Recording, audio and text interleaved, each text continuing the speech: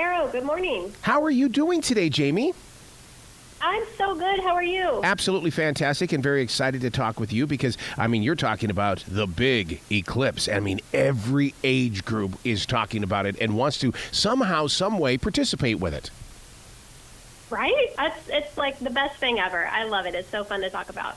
Even though that there's like a little area of the nation that's going to get the full 100% of the effect of the eclipse, there's other parts of this that I think listeners need to understand that you might get 80%, you might get 40%. It's still going to be a part of our journey. Yep, absolutely. And my mission, though, is if you're close, if you're in that deep partial and you can go the extra couple miles in order to get to totality, do it.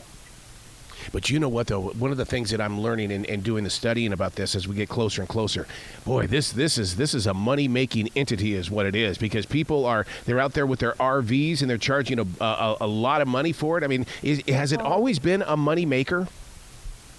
Oh, my gosh. I think... I don't know. I don't know. I think in 2017, people started to notice that, and I can't really speak for before that, but certainly now there are definitely some people who are really taking advantage of that. I was on a discussion board, and I saw that somebody was like, I still have campsites available for your RV, if it's all self-contained, like no hookups, for just $500. And someone else goes, that's a great deal. And I'm like, what kind of world are we living in? So I'm trying to keep my book at $11.99, okay, people? For you to put this book together, though, I love the angle that you take, and that is from the sun's point of direction. Yeah.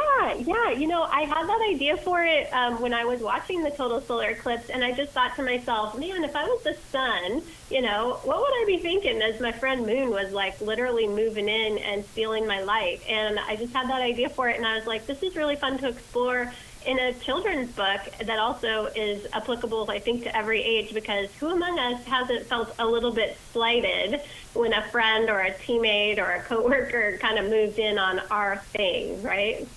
One of the things that listeners need to understand is you've got to get those glasses. And what I did was I just went on to Amazon and just bought like 15 pairs so that I would have, it becomes a conversation piece. You start talking about the eclipse and I go, you know what, I have a pair of glasses for you. And because they're not that expensive at all, but you have got to have the glasses. Not sunglasses, you've got to have these glasses. Right, and they have to be certified. So if you do get them on Amazon, make sure that you're checking to make sure that they are actually certified safe. There were unfortunately some instances in 2017 when there were some that were, put out that weren't approved. So just do your due diligence there and check it out and get them now, because like you were talking about price gouging, that will happen with the glasses as they get scarce leading up to the eclipse. So right now is the perfect time to get them. Get them now. And they're at home improvement stores. You'll start seeing them on shelves. Just pick them up. Just get them. They're a couple bucks, before you have to try to buy welding glasses or something that people do. I did that as a kid because my dad was a welder. So I totally get that. We would be out there with that big old helmet on there feeling like we were Darth Vader. Yes, exactly. And you can still, if you don't have the glasses, it's not the end of the world. You obviously can't look directly at the sun. Please don't do that. But there's a lot of indirect ways you can do it. You can make a pinhole camera, or you can even get a kitchen colander and use it to create those crescent shadows on the ground. So there's a lot of cool kind of homemade DIY things you can do, but do not look at the sun without those certified filters on.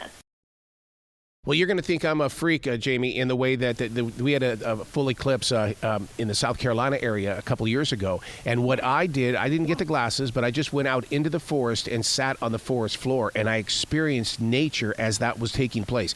It was the greatest experience because all of the birds stopped singing.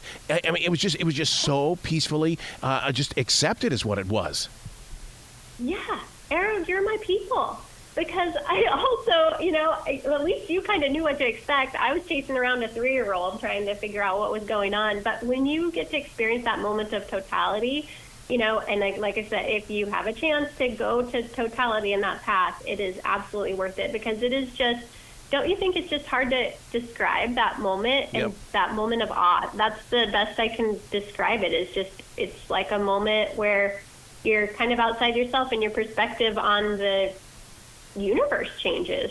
Well, what I did was I took my journal outside and I was writing in it as it was happening. And I really do suggest that listeners do something like that so they can document that moment, because it's once in a lifetime, maybe twice. But the thing is that you experience something that your entire body, it just will never forget. Yeah, no, I love that. And I'm telling you, like, you are my people. So in the book, my favorite part about my book is that we put a memory page in the back so that people can write down their memories, because once you experience something like that, you just don't want to forget it. And then you want an excuse to share it with someone else, right?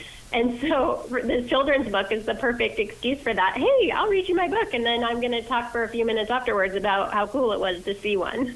You know, I was going to ask you when I was prepping last week for our conversation, I was going to ask you, does Mars have something like this? And oh my God, it's been all over the newspaper this week, because that little robot up there, or the rover up there on Mars, caught some moon action going on up there on Mars. Isn't it cool? But I do think, and I'm not a space expert, so I won't profess to be one, but it's really special, the relationship between the Earth specifically and our moon and sun, that the math and distance works out so that that moon perfectly lines up and completely covers the sun. I think that is unique. The eclipses I've seen of Mars have been, where it's like it's much smaller, right? So you can still see like the donut.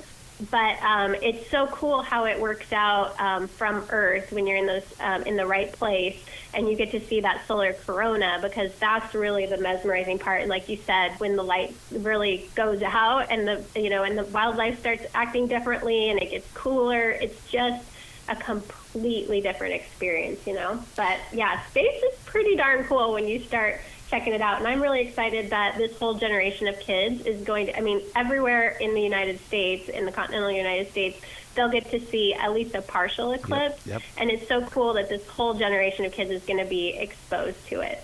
Let's talk about that moon, because, the moon is going to be covering the sun. Now, is it going to be a superhero, or is it a thief for stealing the sunlight? I know, right? It's both. Like in my book, I think that's kind of the big arc, is that it's completely rude, right? And it's very selfish. The moon is selfish, and then in the end, the moon isn't selfish, and they get to shine together and shine in a completely different way. And sun wouldn't be able to do that without the moon. So I think that it's actually both, right? And it depends on our perspective, and it's a good thing for us adults to remember too, that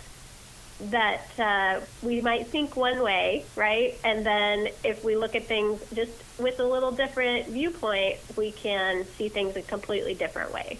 Right? Now, with the way that you're making a connection with children with the eclipse, is your next book going to be about the Northern Lights? Because that's another shock and awe too when you see those Northern Lights.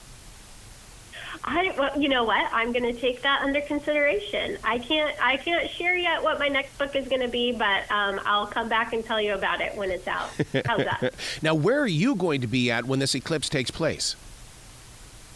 Well, I live in Nebraska, and Nebraska's only going to have a partial eclipse this time. So my family and I are joining about 1 million other people who are expected to travel down to Texas. So we're going to go there and hope for some clear skies. And I've got a bunch of appearances at schools and science museums and children's museums. And I'm looking forward to an incredible week down there. I was doing some research on this recently, and it's amazing how NASA is investing in so much of things like what you're doing. In other words, they're taking research like that you have done, and they're combining it with other people's research, and they're learning how it affects us personally. But I just love the fact that NASA is a part of this. Oh my gosh, NASA is doing incredible things with this eclipse. They have ambassadors in so many communities, they're just really doing it up. I'm so proud of that agency and everything that they're doing to really make the most out of this and hopefully create a whole generation of kids that are excited about space and remind all of us adults why it's so special and why this is so important. And they're doing so many experiments, because it's a unique opportunity for them to study the sun. See, and I'm so proud of you because I mean, these are the kind of books that I had when I was a kid. You know, when I was, we would get these from like the Weekly Reader, or they would once a month we would have to fill out a piece of paper, and so I'm so proud of you for putting this book out there for children because now they've got something they can call their own and experience it themselves. Yeah, thank you so much. That's really meaningful. That's exactly what I was hoping to accomplish. And people are still buying those paper books. I can attest. These types of books are still very worth having in your home. Where can people go to find out more about you, Jayme, and find out more about the book? Yeah, absolutely. SolarEclipsebook.com. That's the website for the book. You can learn more about kind of this journey of the book, and also we have some special deals for classrooms and bulk order discounts, that kind of thing on the website. And I'm really happy to say, just as of yesterday, our Spanish version is published. Awesome. And so, so you can get the book also in Spanish. And then you can also buy the book just anywhere online that books are sold. Your local bookstore can help you out, and of course those big guys that we know so well too, Amazon, Walmart, Barnes & Noble, those types of places. But SolarEclipsebook.com is a great place to start. I love it. Please come back to this show anytime in the future. The door is always going to be open for you. I love it. Thank you so much. It's been a pleasure. Well, you be brilliant today, okay, Jayme? Okay, same to you.